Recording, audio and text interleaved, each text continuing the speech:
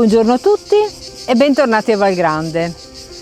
Ero qua e stavo proprio pensando ai nostri ospiti quando mi dicono che sono stati bene, che qui a Val Grande il fatto di avere questa cornice di piante, di alberi ben conservati aiuta e trasmette serenità, ma serenità non solo, perché trasmette anche una sensazione di benessere, quello stesso benessere che sto provando io in questo momento, perché sto ascoltando gli uccellini, sto avendo questa brezza che mi sta accarezzando.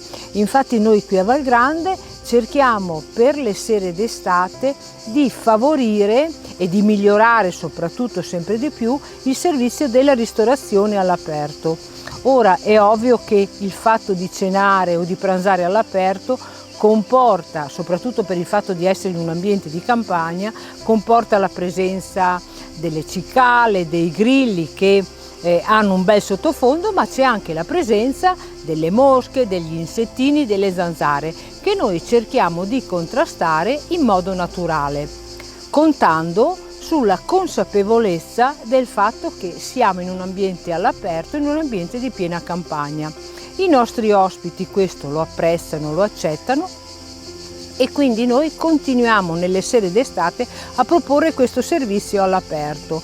Continuiamo a proporre anche i nostri servizi però della ristorazione alternativa, quindi nelle sorte di apericena, assicurando però ai nostri ospiti su richiesta un servizio di buffet, ma accompagnato da un allestimento dei tavoli per il numero delle persone che possano essere presenti per quella serata.